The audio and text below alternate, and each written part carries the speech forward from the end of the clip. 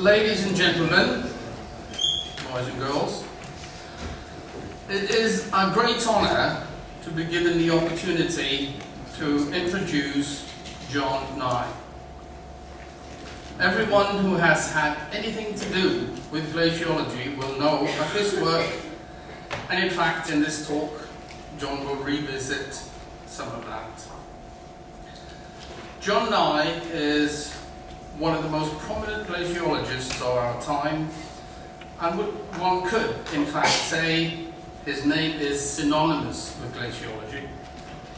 His work is very well known, so I'm not going to reiterate all that here. It would take a few hours or days.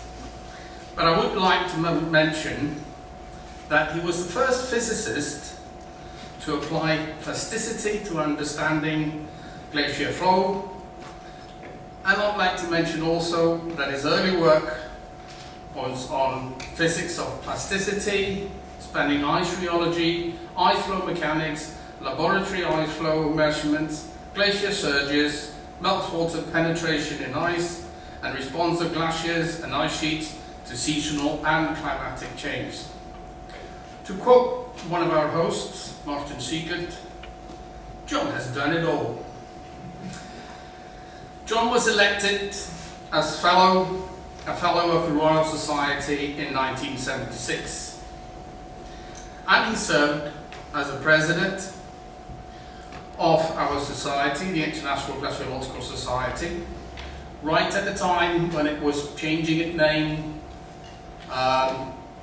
Before it had been the British Glaciological Society, then it became the Glaciological Society, and then John was president when the International Glaciological Society, that name came up, and he presided over the first meeting under that name in Cambridge. Now he was also president, in recognition of John's work, the International Glaciological Society awarded him the Seligman Crystal in 1969 for outstanding contributions to glaciology. He was also president of the International Commission of Snow and Ice, or IGS as it's commonly known, of the International Association of Hydraulic Sciences, 1971 to 1975.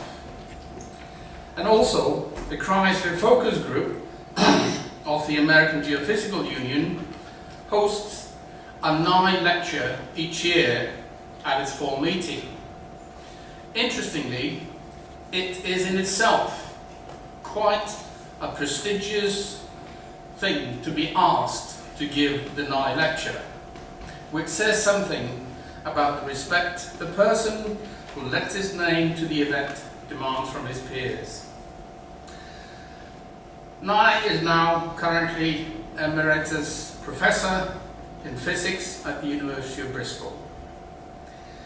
And although he is 91 years old and officially retired from the University of Bristol, he is still a full-time member of the IGS.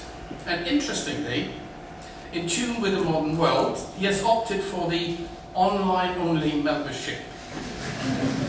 I don't know if that's following with the trends or whether he's got too many copies of the journal in his bookcases, I say looking at his wife. He joined the IGS in 1950 and so has been a member for more than 64 years. And along with John Glenn, probably is the longest continuous member of the Society. And I also think it's safe to say that he is the oldest. And it takes an active interest in the progress of the Society, and most recently he lent a hand in getting the Annals of Glaciology readmitted to the Web of Science, and for us reacquiring the coveted impact factor. But that's another story. As a small token of our gratitude, I would like to present John with the coveted IGS tie to commemorate this occasion. So, ladies and gentlemen, it is with great pleasure and humility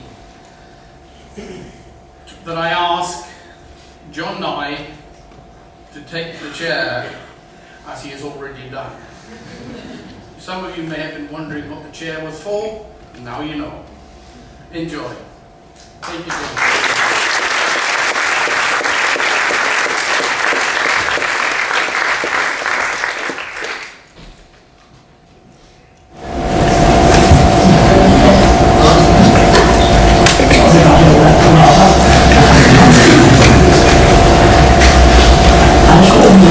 Glaciology 65 years ago. Can you get the back? No. Oh, yeah.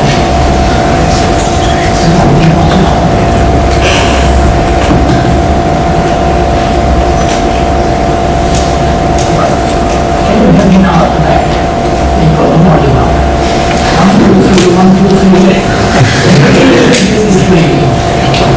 Wait if you can get them back. Yes, they can. I call this glaciology 65 years ago, because that takes us back to 1949.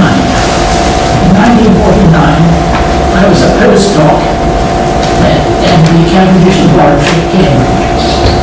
I had done a bit of scientific work, and then I got a PhD student within my thesis in 1947, and then I was a postdoc.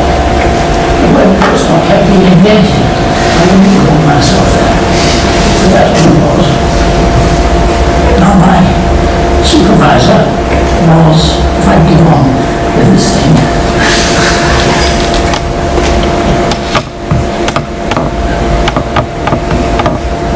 this is something wrong with it, never mind. My supervisor was a man, Egon Orevan, a very well-known man at that time. He was an engineer, a refugee, Hungarian refugee from, well, he'd actually been educated in Berlin, but he was escaping from Hitler in the 30s. He was not only an engineer, he was a considerable physicist, very creative, very clever. He thought up the idea of a dislocation in the crystal as a way of explaining the weakness of crystals. So he was very well known for that. And